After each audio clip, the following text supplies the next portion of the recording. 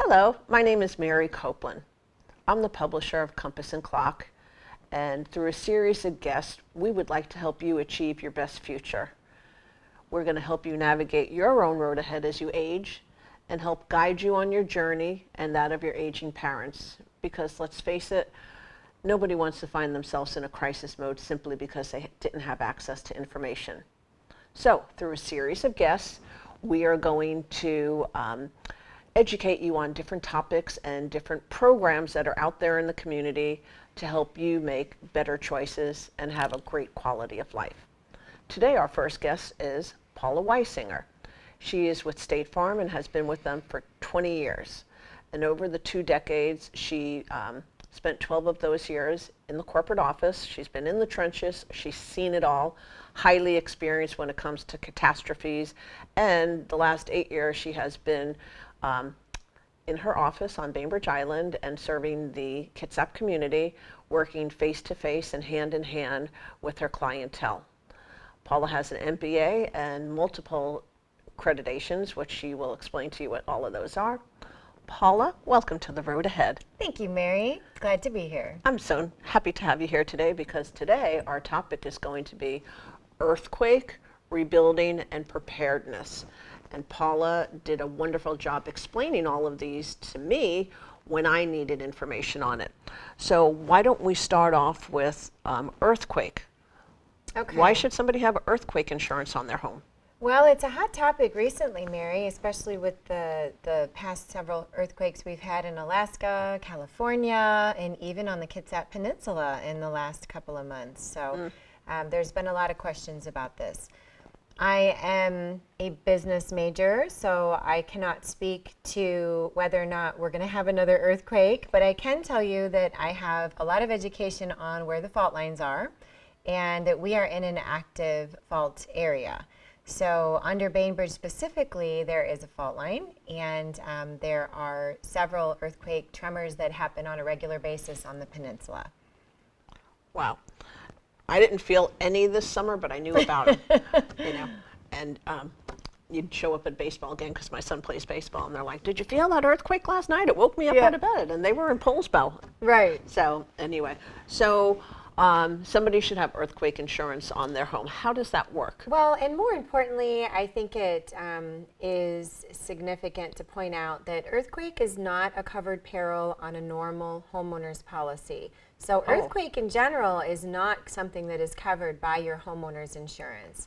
It's an add-on, you're saying? It is something that you would have to get. In addition, it is not currently required by mortgage companies in the state of Washington at this moment, but it is something that you can get, coverage you can get. So at State Farm, we have an earthquake endorsement. It is something that's added on to your current homeowner's policy, which extends earthquake and volcanic eruption as an added perils to your policy.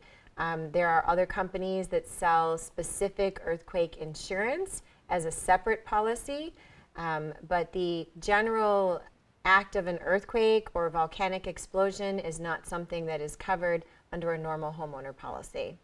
So that means when somebody purchases a home and they get their homeowner's insurance, they should ask that question. What exactly does my policy cover? So let's talk about rebuilds. What do you mean when you say rebuild as it pertains to your homeowner's policy? Because you used that term with me when you and I were having a conversation. Okay, so I think it's important for people to understand what their home is going to be covered for, as you've already suggested. I mean, we know the basic things: fire, theft, windstorm, hail, that type of thing. Adding on earthquake and volcanic eruption would also cover you here in the Pac Northwest area from some things that can happen. And then knowing that you've got the correct perils covered, knowing that you have the correct coverage is the next step. So I can have all the coverage, the correct perils covered, but if I don't have enough coverage, my entire house isn't going to be able to be rebuilt. So for instance, if I have a home that's only going to be covered at, let's say, $150 a square foot, $200 a square foot in the area of Bainbridge and most of the Kitsap Peninsula, that's probably not enough. I suggest that you talk to your specific insurance agent who is well versed in the area that you live in to make sure that you're adequately covered in your square footage amount. And if you're saying a typical policy is 100 to 150 per square foot, in the area in which we live in, Kitsap County, for instance, or out on the Olympic Peninsula, what is adequate coverage then? Are you saying it's more like 200 to 250 a square foot, 300 a square foot? And when you say that, is that for rebuild purposes? Because when you bought the house, it was already built. But to rebuild it, then the cost of labor and materials go up or something, or you're out of the home for a while. How does that all work? Okay, good question. So let's back up a minute. So there is no such thing as a typical rebuild amount, because it would all be specific and relative to the area that you live in. So I know I lived in Illinois for a long time working at the corporate headquarters, and the rebuild amounts there are much different than the rebuilds amount out here. So the insurance agent that you're working with should have a very good knowledge of the rebuild costs in their territories that they are insuring properties. I know that I speak to builders on Bainbridge and in the Kitsap Peninsula, so that I'm aware of the differences between somebody in Hansville versus someone in Kingston versus someone on Bainbridge or someone in Bremerton, so that I am not over-insuring someone, but I am adequately making sure that they can rebuild their entire home should they have a full catastrophe. Does that answer your question? It does, and the information that you're providing too doesn't just pertain to, right here in the Great Northwest or in the West Sound.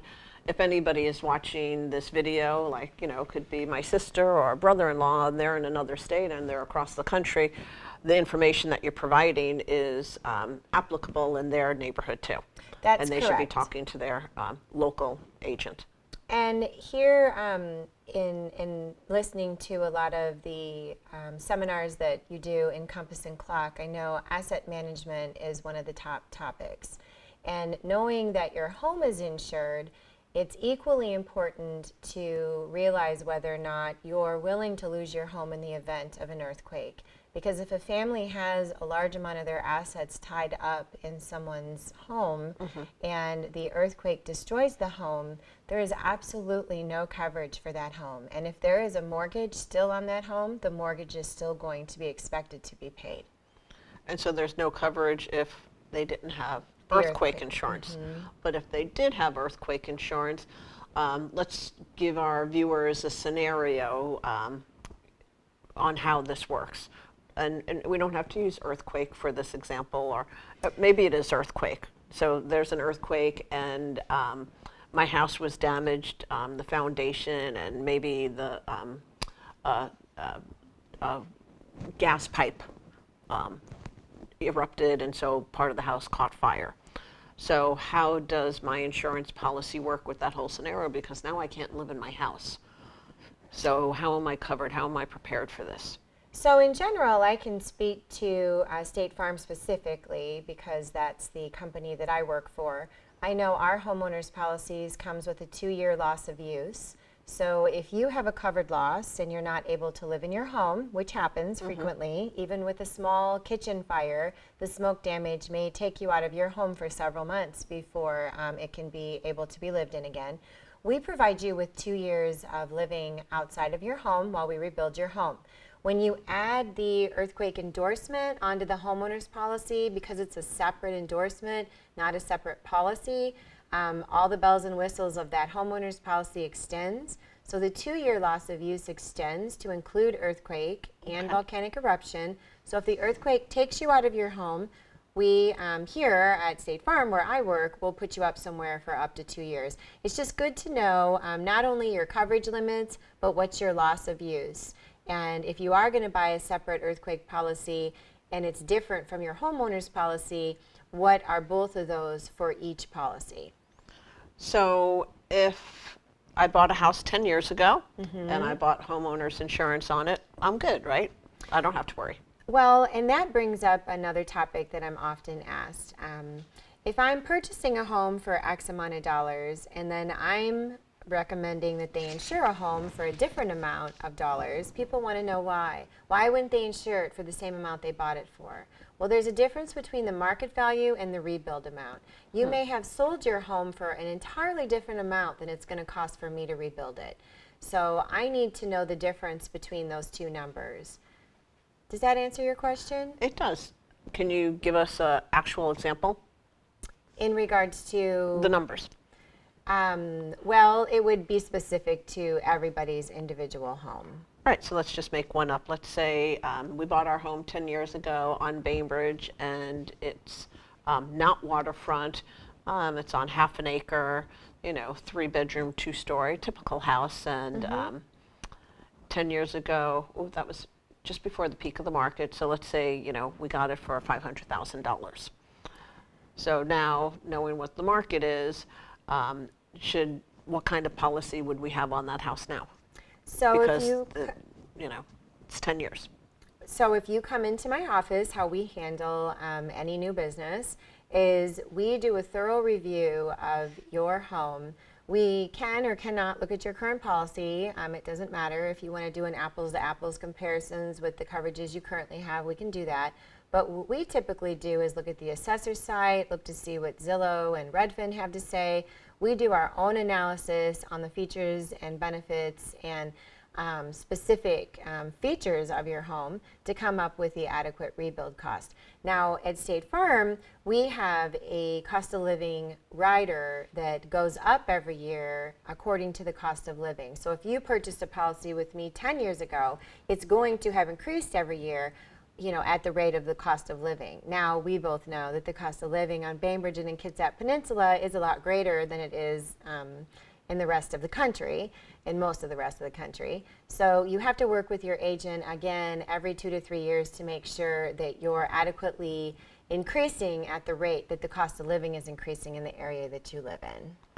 Because we're all hoping that when we made that big investment in purchasing a home, that it's growing in equity, not going in the other direction. True. And therefore, your insurance should grow with it to keep you covered, which is part of being prepared and asset protection. And homeowners are concerned with what they bought it for and what they're going to sell it for. Insurance agents should be concerned with the cost of rebuilding it when the homeowner has bought it versus the cost of rebuilding it today in case, a fire took it out tomorrow. So my interest is always in what will it cost me to rebuild your home exactly as it stands for you today. Paula, I have a final question for you because I think a lot of viewers would like to know the answer to this. Should I buy my insurance online or should I buy it with an agent? What are the pros and cons? Why is it better to sit down with a person face-to-face versus, I can just go online and buy it with Geico or USAA or whoever has the best price? Well, that's a great question, Mary, and I think a lot of people have that question, so I'm glad you asked it. We are licensed professionals in the insurance industry, and as you had mentioned earlier in the tape, that I have multiple insurance designations. So it would be beneficial to any consumer to sit down with a licensed professional and discuss their insurance needs. It's very difficult to do something like that for yourself online when you don't have the proper licenses and credentials. And you probably can't talk to a computer and ask them questions. Right, you wouldn't know what to ask or what you don't know. Yeah. Correct. So, and we have so much good information that you can obtain, I know specifically at my office, free of charge, that it would benefit you to come in and at least get a review of your current policies and go back and take that information to your current provider and implement the changes or recommendations, or there's no obligation for doing this, and I think that people should review their insurance on a regular basis just to make sure their coverage is correct. Perfect. I think that's all we have time for today. Thank you so much for spending some of your morning with me so that we could educate folks on insurance as it pertains to owning their home, protecting one of their largest assets, how to be insured, and West Sound here where we live. And thank you all for spending a few minutes of your day with us. Until the next episode, have a great day. I'm Mary Copeland. This is The Road Ahead. Bye-bye.